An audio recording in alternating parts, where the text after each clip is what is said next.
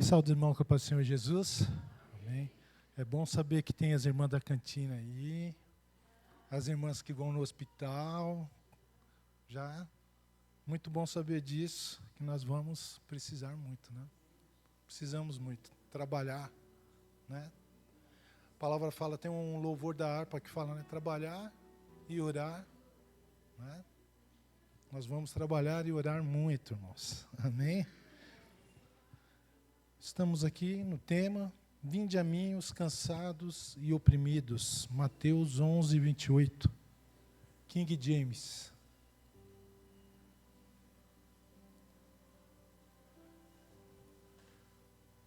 A palavra de Deus diz assim, vinde a mim todos os que estáis cansados de carregar suas pesadas cargas, e eu vos darei descanso. Amém? Glória a Deus. Estava preparando essa mensagem. Na semana passada, o pregador que eu convidei me falou que não poderia estar aqui hoje. Aí eu comecei a preparar a mensagem. E Deus me levou assim numa direção diferente da primeira mensagem que eu preguei, né? Comecei a olhar como o mundo de hoje ele está se posicionando, como a geração de hoje está se posicionando, como as coisas estão acontecendo ao nosso redor. E comecei a ver, eu até vinha no Uber, ele conversando comigo, e a gente falava, olha, você viu? O rapaz matou um motoqueiro só porque o motoqueiro passou e xingou ele. Ele passou com o carro em cima. Né? Uma tristeza, né, irmãos? Quanto vale uma vida? E eu vim pensando nessas coisas. Quando eu estava preparando a mensagem, eu estava pensando nessas coisas. Como a nossa geração, essa geração de agora, ela está caminhando para o pecado. Ela está sendo algemada pelo pecado. A palavra diz que ele está sendo, né, presos nos grilhões do pecado. Os grilhões é quando prende as mãos e as pernas. Aí a gente fala que é o grilhão, né, que a Bíblia tanto fala. Vai ver no Velho Testamento. Não é bem dessa forma, não é desse jeito. Aquilo que os nossos pais nos ensinaram, eu falava com o Uber, eu falava, olha, meu pai me ensinou que a palavra de um homem, ela vale mais do que qualquer coisa. O meu pai, ele chegou a dar, há muitos anos atrás, né, quando nem existia televisão, começou a aparecer televisão no Brasil, ele trocou uma casa que ele tinha em Carapicuíba por uma televisão. E o que aconteceu? Quando ele levou essa televisão para casa, não funcionava, porque tinha que ter antena, tinha que ter, né, e ele não sabia. O que ele fez? Ele tacou um tijolo na televisão. Aí, o interessante é que meu pai contava essas histórias, e ele falava assim, olha, o que eu fiz? Todo mundo falando para ele, vai, devolve a televisão, né, pega a casa de volta, você não assinou nada ainda, não tem nada, nenhum papel assinado, não tem contrato. Vai lá, devolve a televisão para o camarada. Meu pai falava, não, eu dei a minha palavra, que ele dava casa pela televisão. O cara fez a parte dele, deu a televisão. Então ele ia cumprir com a parte dele e deixar a casa. E ele trazia esses valores para nós, né? Ele trazia essa consciência para nós, ele nos ensinava, olha, a sua palavra ela tem que ser sim, sim, não, não. Né? Meu pai ele era lá do interior e lá não tinha contrato, não tinha recibo de compra e venda, não tinha nada disso. Falava, está falado, palavra de homem, pegava na mão e acabou, o negócio está feito. Aí ele começou a aprender sobre contrato, documentação, essas coisas, quando ele veio para São Paulo. E esses valores ele foi passando para nós. Né? Importa mais a vida. O que é importante? Um celular ou a vida? Mas hoje nós vemos as pessoas tirando a vida por um celular. Hoje nós vemos as pessoas, às vezes, tirando a vida por nada. Eu estava vendo uma reportagem, o rapaz entregou o celular, entregou a carteira e ele foi se afastando e o camarada pegou o revólver e atirou. Nós temos vivido uma geração que ela está cada vez mais amarrada no pecado, cada vez mais presa nesses grilhões, e ela não consegue ver, ela não consegue enxergar, ela não consegue entender que ela está presa. que ela está se afundando no pecado, que ela está indo num curso errado. Ela está seguindo um curso errado. E eu estava pensando nessas coisas. E Deus falava assim no meu coração, né? Mas é para isso que o diabo veio. Para que o diabo veio? João 10:10. Para que o diabo veio, irmãos?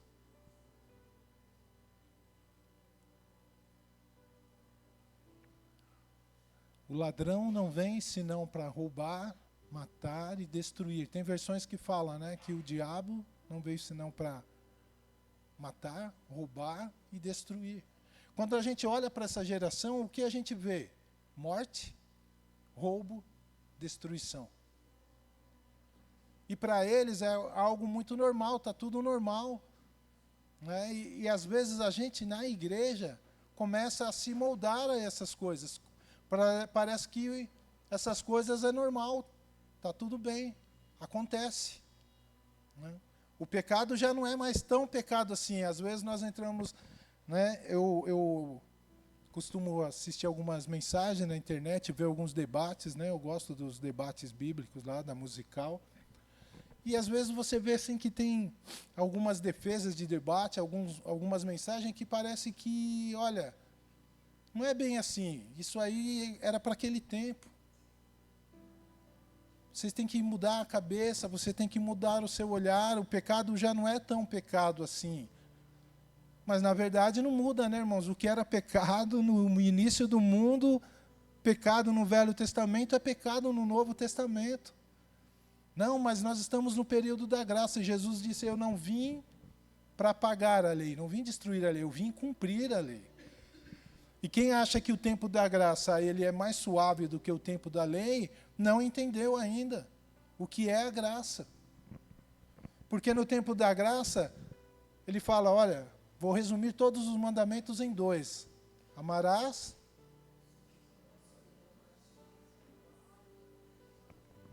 e ao seu próximo como a ti mesmo. Parece simples, irmão, mas vamos ser sinceros conosco.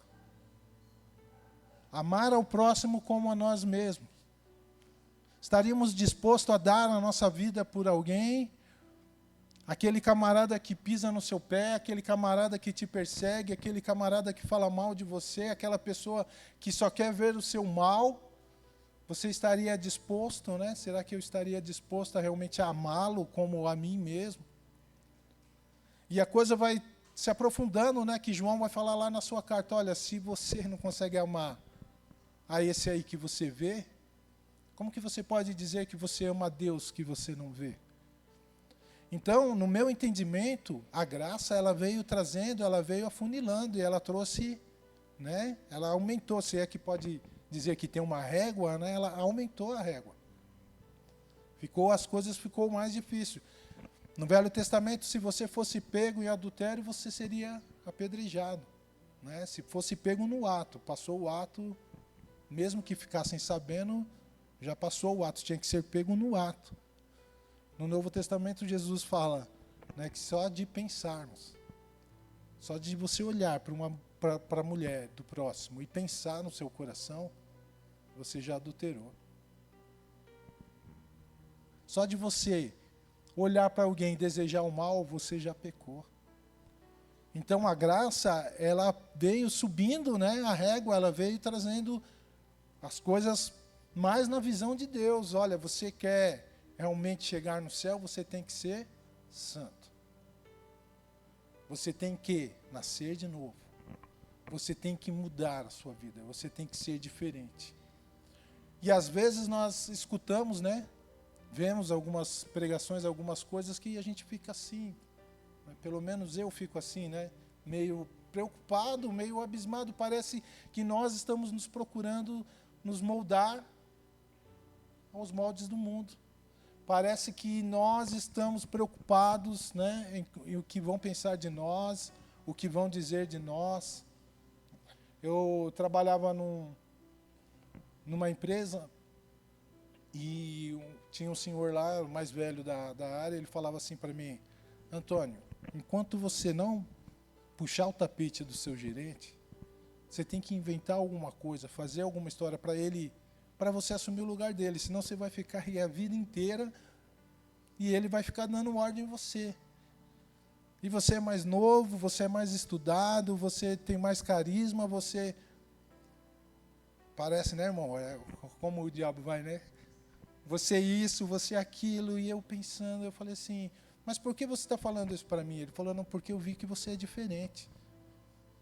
E eu estou te dando, né, um conselho, eu estou te dando um toque, né, porque você é diferente.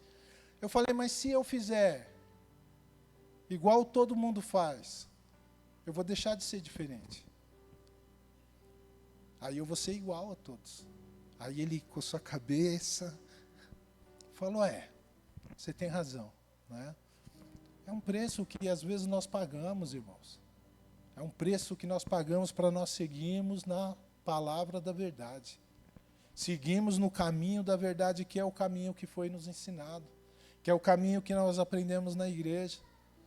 Seguir a palavra da verdade, seguir o exemplo de Cristo, tentar se moldar ao exemplo de Cristo, não ao exemplo do mundo. Tem uma frase que eu gosto muito, que ele fala assim, o que é errado, ele é errado, mesmo que todo mundo esteja fazendo, ele continua sendo errado. E o que é certo, mesmo que ninguém esteja fazendo, o que é certo continua sendo certo. Então aí é a opção que o mundo nos dá. Ou você vai onde todo mundo está indo e segue o curso do mundo, ou você pega e vai na direção contrária. Fala, não, isso aqui não serve para mim. Eu não aprendi assim, eu não fui criado assim, a palavra de Deus não fala isso, não é assim que eu entendo. E às vezes nós ficamos com medo, né? Ficamos com medo. Eu lá no meu trabalho mesmo, tinha muitos evangélicos que eu sabia que era evangélico, mas eles falavam para mim assim, aqui não fala de Bíblia, não fala de Deus comigo não. Por quê? Porque vai que o diretor vê, vai que o gerente vê, vai queimar meu filme aqui dentro. E eu falava, meu Deus, né? Não, mas eu sou crente, tá? Vou na igreja, estou firme lá, tá? Mas aqui dentro, sem conversa. Eu falava, meu Deus, né? A Bíblia fala o quê, irmãos? Se você tiver vergonha de Deus aqui na terra, né? Se você tiver vergonha de se apresentar, ele vai ter vergonha quando chegar lá no céu. Ele vai ter vergonha de você, ele vai ficar envergonhado. Então, nós não podemos ser tímidos a esse ponto. Mas, preparando a mensagem, eu olhava, o mundo, ele jaz no maligno. 1 João 3,8, por favor. Aquele que vive habitualmente no pecado é do diabo, pois o diabo peca desde o princípio. Para isto, o Filho de Deus se manifestou, para destruir as obras do diabo. Tem um versículo que fala que o diabo, ele é o príncipe, né? O príncipe desse mundo. Ele é o príncipe dessa terra. E ele fala aqui que aquele que vive pecando, ele está vivendo no curso do príncipe, né? Do príncipe dessa terra. Ele está seguindo. E o pecado ele vai trazer consequências terríveis. O pecado ele vai trazer doenças para o corpo. O pecado ele vai trazer doenças para a alma. E você tendo a alma e o corpo fracos, o seu espírito também vai sofrer. E é por isso que nós vemos tantas, né, nos nossos dias aí, nessa geração, quantas pessoas sofrendo na alma, quantas pessoas sofrendo no corpo, quantas pessoas sofrendo no espírito. Mas nós, como igreja, nós fomos chamados para andar não segundo o curso desse mundo, mas na contramão do curso. Romanos 12, versículo 1, versículo 2, Paulo ele vai escrever aos Romanos e ele vai dizer assim: portanto, caros irmãos, rogo-vos pela misericórdia de Deus, que apresenteis o vosso corpo como um sacrifício vivo, santo, agradável a Deus, que é o vosso culto racional, lógico, né? E não vos amoldeis ao sistema deste mundo, mas sede transformado pela renovação das vossas mentes, para que experimenteis qual seja a boa, agradável e perfeita vontade de Deus. Paulo, escrevendo aos Romanos, ele fala, olha, não segue o curso desse mundo, não anda com esse mundo, não vai na direção desse mundo, não vai seguindo o que o príncipe desse mundo fala, porque ele veio para matar, roubar e destruir. Mas vocês são igreja de Cristo, vocês são nascidos de novo, vocês não vivem mais pecando, não vivem mais na prática do pecado, vocês agora são diferentes. Vocês têm que ir na contramão. Os irmãos aqui já viram a piracema? Sabe o que é piracema? Ninguém sabe? Piracema é quando os peixes vão desovar, né? E aí está toda aquela maré para baixo e eles vão na contramão subindo para ir no local correto onde eles vão, né, botar os ovos ali. E aí você vê, né, passa muito na televisão Cachoeira das Emas, né? Eu já tive a oportunidade de ir lá algumas vezes, né? E é interessante porque a gente vê o peixe, realmente ele faz de tudo. A cachoeira ali, ó, caindo aquela água forte, ele toma água né, para todo lado, e aquela força em cima dele, aquela pressão, e ele vai, até ele passar. Ele vai na contramão. Paulo ele está falando isso para nós. Ele está falando, olha, nós temos que ir na contramão, nós não podemos nos amoldar a esse mundo, nós temos que ir na direção contrária. Nós vamos apresentar os nossos corpos como sacrifício vivo. Porque muitas vezes as pessoas elas vão querer até nos matar, elas vão querer nos calar, elas vão querer nos colocar para baixo, elas vão querer, né, de alguma forma nos ridicularizar. Mas Paulo ele fala, olha, não se amolde com isso. Antes, siga, né? 12:1, isso. 1, 2. E não vos almodeis ao sistema deste mundo, né? Nós não temos que seguir, por que não nesse mundo? Porque esse mundo, o príncipe dele, veio para matar, roubar e destruir. E Paulo ele fala, então vamos na mão diferente. Por quê? Porque Cristo veio para nos dar vida, e vida abundante. Jesus ele é o único que pode tirar-nos dos grilhões do mal, dos grilhões do pecado. Jesus é o único caminho que pode realmente nos libertar, tirar a nossa escama das nossas vistas. Jesus é o único que pode iluminar o nosso caminho. Jesus é o único que pode nos levar até Deus. E ele fala para nós isso. Jesus, quando ele vem na terra, ele vem como o Cristo. Isaías 61, versículo 1. Ele diz assim, eis que o Espírito de Yahvé, o soberano, está sobre mim, porque o Senhor me ungiu para anunciar a boa nova aos pobres. Enviou-me a cuidar dos que estão com o coração quebrantado, proclamar liberdade aos cativos e libertação do mundo das trevas, aos prisioneiros da escuridão. Aqui Isaías está falando sobre Jesus, sobre o Messias, que o Espírito de Deus estaria sobre ele. E ele ia fazendo todas essas obras. É até interessante que quando João Batista ele percebe que ele vai morrer, ele manda os apóstolos dele lá, os discípulos dele lá, vai pergunta para Jesus se é ele mesmo. Porque João já sabia que ia morrer, e ele sabia que o ministério dele era preparar o caminho. Aí ele ficou preocupado, ele ficou, olha, será, né? Pede para ele, pergunta para ele se é ele mesmo o Cristo, se é ele mesmo o ungido, se é ele o Yeshua. E eles vão até lá, e o que Jesus responde? Jesus ele não fala assim, olha, eu sou o Cristo. Ele não fala assim, não, eu sou eu mesmo. Né? Jesus ele fala para ele que os cegos veem, os surdos ouvem, os mudos falam, os paralíticos andam, os mortos vivem, e o evangelho do reino é pregado.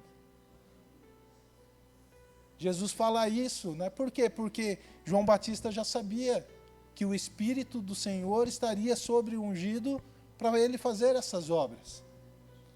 Só que tem uma coisa, Jesus morre, ressuscita e ele vai para o céu.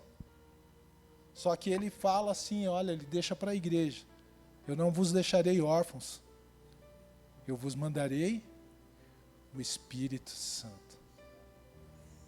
O Espírito Santo. Vocês não vão ficar sozinhos, eu vou estar saindo desse mundo, mas um dia eu vou voltar. O pastor Djalma falou que faltam 2 acontecimentos, né, grandes que vai acontecer na humanidade, que é o arrebatamento da igreja e é a ascensão do anticristo.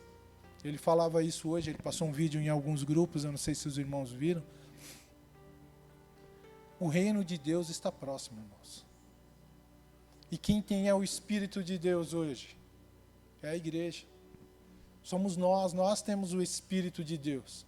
Nós temos que levar a palavra aos quebrantados. Nós temos que chegar naqueles que estão cativos. Nós temos que pregar o evangelho do reino. Levar a cura para quem precisa de cura, cura no corpo, cura na alma, cura no espírito. A igreja tem que se posicionar, porque Jesus está voltando. A irmã da minha irmã falava aqui, olha, a gente fez isso, a gente fez aquilo.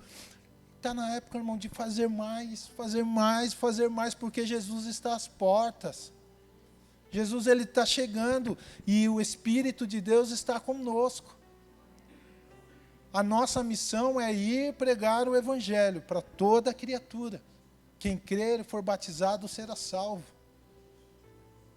A nossa missão hoje é essa, não tem mais tempo para nós ficarmos cochilando, não tem mais tempo. Olha, mas eu não vou falar mais para minha família, porque, sabe, não adianta. Uma vez eu estava lá na freguesia, uma irmã chegou e falou para mim: pastor, não adianta, eu não vou mais falar. Eu não vou mais falar de Jesus para minha família, para os meus vizinhos, porque não adianta. Eles não querem. Mas a palavra diz para nós falarmos em tempo e fora de tempo. Olha, mas aí eu vou ser chato demais, eu vou ficar, né, sendo irritante. Irmãos, não tem problema, vamos ser chato, vamos ser irritante. Mas nós temos que pregar o Evangelho, porque o Espírito de Deus está sobre nós. E Ele nos capacita, Ele nos unge para que nós pregamos o Evangelho, para que nós libertamos o cativo, para que nós levamos à luz aquele que está na escuridão. O Espírito de Deus está sobre nós.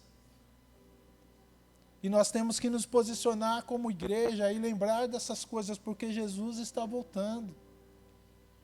João Batista, quando ele pregava, ele falava: olha, o reino de Deus está próximo. Se arrependa, porque o reino de Deus está próximo. E o reino de Deus chegou. Quando Jesus vem, o reino de Deus é instalado na terra. Jesus, ele traz o reino de Deus para a terra. E agora nós somos a igreja de Cristo, nós estamos pregando: Jesus está voltando. Jesus está voltando. Jesus, ele está chegando para acertar as coisas, para acertar as contas. Jesus está voltando, não tem mais tempo. Temos que pregar, temos que ser insistentes, temos que falar em tempo e fora de tempo, porque o Espírito do Senhor, ele nos ungiu, ele nos capacitou, ele nos capacita para que nós preguemos na nossa família, para que nós pregamos para os amigos, para que nós pregamos no serviço, para que nós pregamos na escola, para que nós vamos aos hospitais, para que nós vamos às cadeias, vamos aonde é preciso. Vamos ajudar os órfãos, os necessitados, para aonde Deus mandar, aonde Deus enviar. Nós temos que estar preparados e prontos para isso. Isso é pregar o Evangelho do Reino. Isso é viver o Evangelho do Reino. Para terminar aqui, irmãos. Hebreus 2:18.